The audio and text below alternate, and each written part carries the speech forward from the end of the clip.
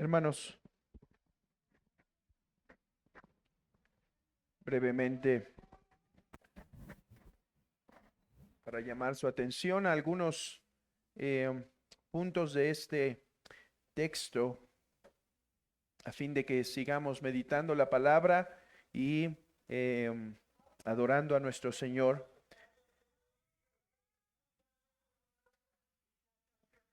Justo aquí. Eh, Hermanos, Israel, Israel fue una nación elegida por Dios. Abraham fue el padre de esa nación, a fin de que a través de Abraham todas las familias de la tierra recibieran bendición. Es por eso que la Biblia suele usar la imagen de un árbol, la imagen del fruto, como ilustraciones para hablar de Israel.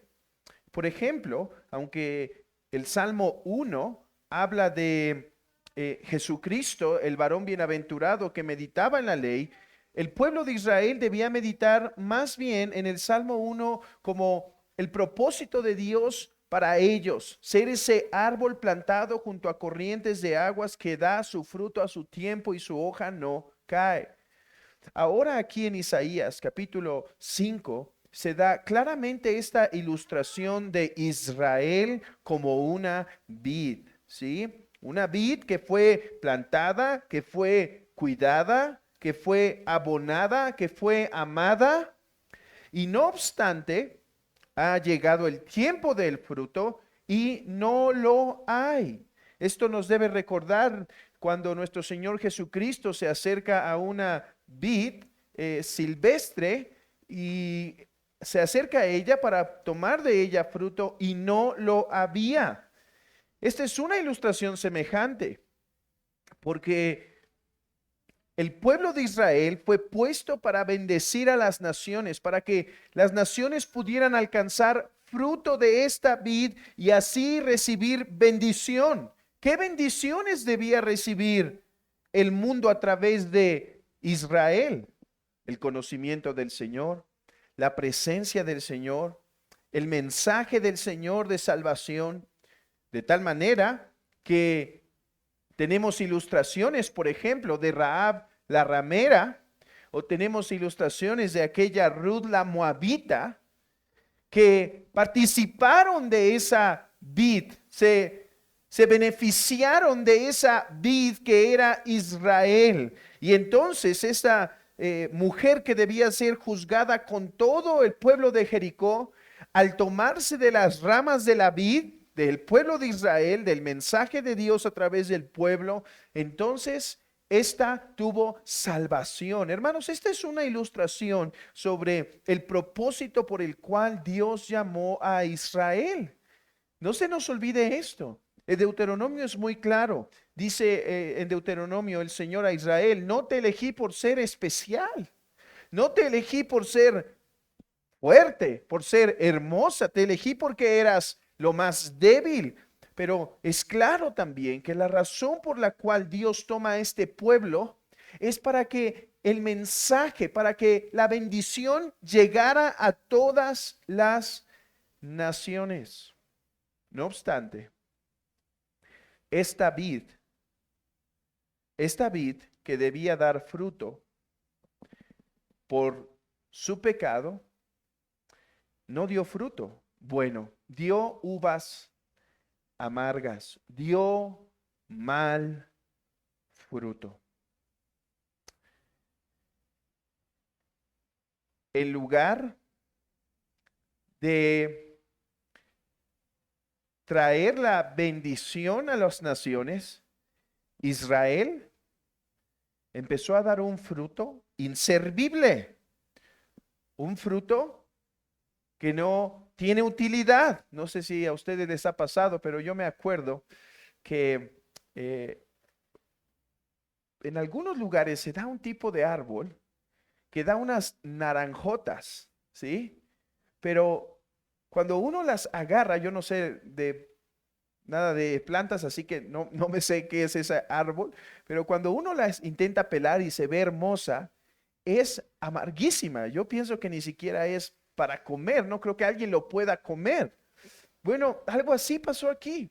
Estaba dando un fruto que no era útil, no era útil. Y por lo tanto, hermanos, por lo tanto, Dios iba a traer un juicio sobre esta nación. ¿Cuál fue el juicio sobre esta nación? El cautiverio. Hermanos, Isaías, recuerden que es un mensaje que ocurre como una advertencia de lo que ocurriría a Israel por causa de su pecado. El cautiverio sería el juicio de Dios.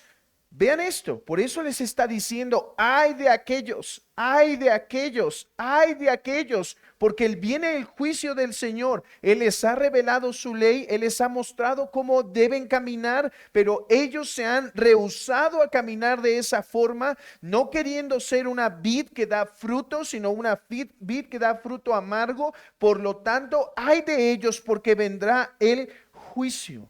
¿Y qué es lo que ocurre? Bueno, son llevados en cautiverio. Son llevados en cautiverio. Hermanos, ¿cuál es el mal fruto que dio Israel? Vean esto, solamente quiero llamar su atención a algunos puntos. Por ejemplo, Israel empezó a ser una nación aborazada. Los ricos juntaban casa tras casa, añadiendo más y más a su heredad. Y por eso hace esa pregunta. A ver, ¿por qué siguen intentando conseguir más y más y más? ¿Van a ser ustedes los únicos que van a habitar aquí? Ha llegado a mis oídos que el Señor va a dejar de esto desierto. Su corazón está puesto en la avaricia. Aquí está otro. ¿Qué otro fruto estaba dando Israel? En el versículo 11 dice que en vez de ser un pueblo santo, estaban siendo un pueblo borracho. Se levantan por la mañana para seguir con la embriaguez. Y vean esto, y en sus banquetes hay arpas y vihuelas, tamboriles, flautas y vino, y no miran la obra de Jehová. Noten aquí, hermanos, esto es algo importante. Ayer tuvimos un banquete. Ayer tuvimos un banquete. Y el Señor no considera que el banquete y el disfrute de las cosas de esta tierra es malo. La escritura es clara en Timoteo. Dios hizo todas las cosas para que las disfrutemos. De hecho, ¿cómo se transmite la idea de gozo en los cielos? Por medio de un banquete. Ahora, noten cuál es el pecado aquí. Dice que estos estaban en la fiesta y que su vida era fiesta, deleite, deleite, regocijo. Vean, y no miran la obra de Jehová. Eran hombres que solo estaban viviendo para los placeres de esta vida y sin ningún interés en avanzar el reino de Dios, en proteger el reino de Dios. Hay otros más. Dice, hay de los que traen iniquidad.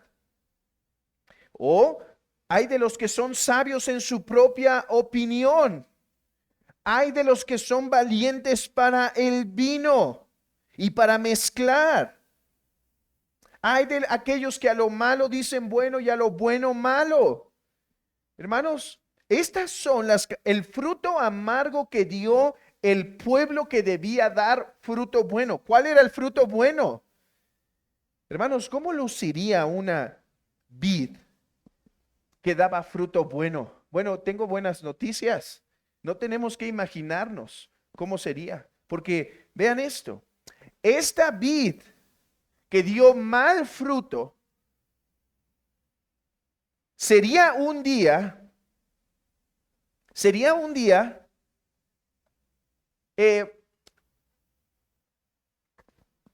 corregida por Dios, y no solo corregida, sino que dentro de ellos mismos nacería una vid hermosa, un vástago de la tribu de David.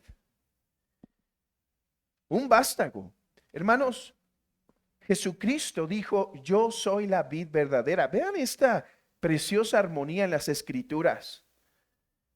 Vean esta preciosa armonía en las Escrituras.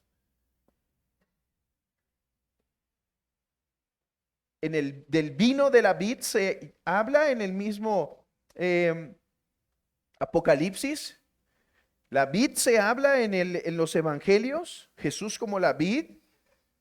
En Isaías y en otros textos se habla de Jesús como la vid. Déjenme decirles algo. Cuando leíamos este texto, yo no sé si ustedes notaron, pero los matices, los ecos que nos hacía en el oído respecto al jardín del Edén. Hay ecos. Aquí se mencionan los espinos y abrojos. La misma palabra que se utiliza en Génesis para hablar de la maldición que cayó sobre Adán, o que trajo Adán a la humanidad. De hecho, vean esto. El mismo concepto de vid es un jardín, es un lugar en donde se está plantando como el jardín del Edén. Bueno, Dios plantó una viña. Dios plantó un Adán para que trajera bendición a toda la tierra. Ese Adán trajo fruto malo. Después Dios eligió la nación de Israel. Y Dios la plantó, la cuidó, le dio leyes para que la presencia del Señor descendiera. Les dijo cómo vivir en comunidad, les dijo cómo mostrar el amor unos con otros, les dijo cómo vivir en este mundo caído. Pero ellos olvidaron la ley y empezaron a vivir en pecado y el Señor les iba a traer juicio. Entonces vino el vástago. Entonces vino aquella pequeña brote que salió de ese árbol cortado que fue Israel. Y de ese pueblo de Israel salió el Mesías. Hermanos, noten esto. Jesús es contrario a todos estos hombres. Por ejemplo,